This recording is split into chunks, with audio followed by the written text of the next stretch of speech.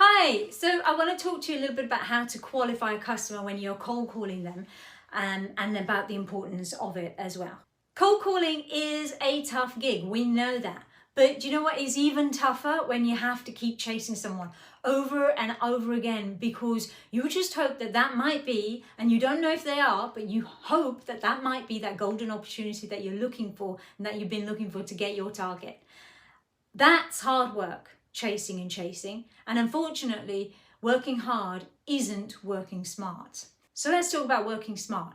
Most cold callers do this. They call a gatekeeper. The gatekeeper answers and tells the cold caller that the decision maker isn't there, or perhaps they're just not available at this point in time.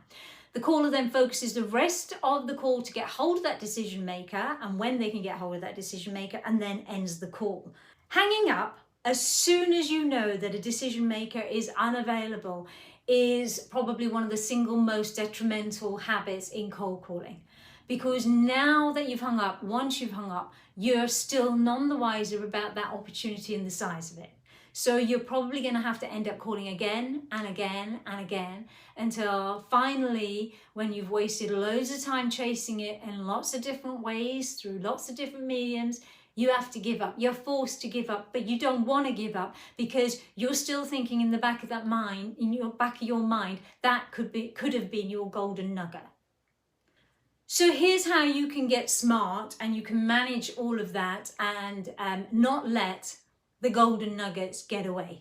The only way you're going to know when to stop pursuing a customer is when you know that the opportunity is worth or not worth your time. And the only way to do that is to qualify them. So don't get confused between qualifying and fact finding, because they're both types of questions, but qualifying questions are really high level, quick fire questions to get a really good, quick understanding of the opportunity in front of you and how much it's worth and whether it's even worth your time pursuing. Whereas you see, the fact finding questions that you'd use in exploratory meetings are much more in depth. Let me give you some examples of what qualifying questions would be. So the first one, do you or would they use your offering?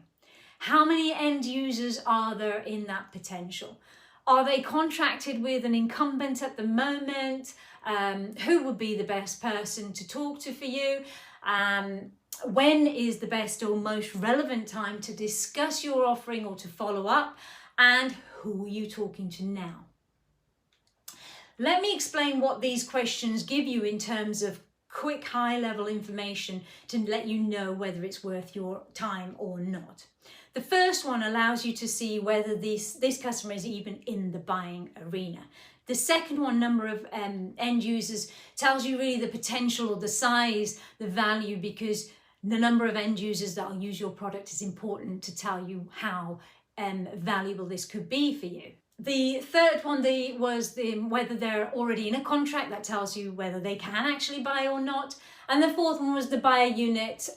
Who are the people you need to be speaking to? The fifth one was when is the best and most relevant time to follow up or put in the next call? Because obviously if you're qualifying with a gatekeeper and you're not speaking to the decision maker, then you need to understand when is the best time. That's one reason. Second good reason is attached to number 3, which is they could be in a contract already, so there's no point chasing them next week if they've got another 3 months or 6 months left on their contract.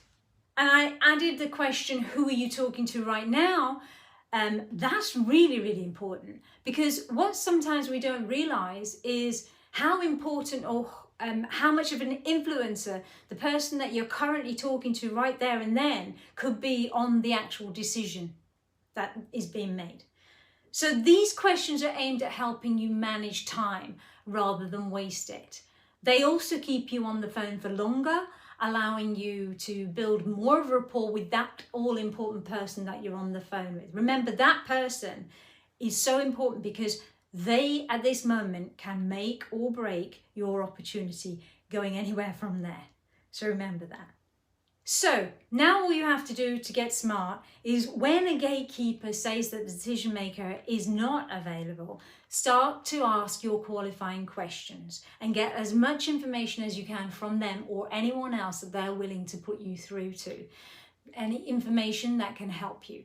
Your objective at this point is to find out if it's worth your time, and you can find that out from anyone who's willing to answer those questions for you.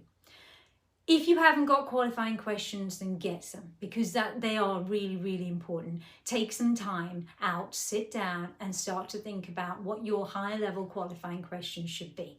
They won't be too far removed from the examples that I've given you, so that'll kind of give you a heads up start on that anyway. But you can always call me if you need help. So those questions will help you to know how much effort you want to actually put in chasing those decision makers based on your valuation of that opportunity.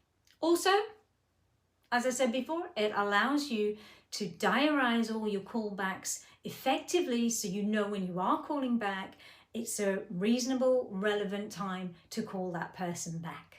So make it a habit. Qualify your customer on every single cold call. Once again, thank you for watching. If you found this video helpful too, then please do share it and subscribe to see more sales training from me. Okay, I'll speak to you soon. Stay safe.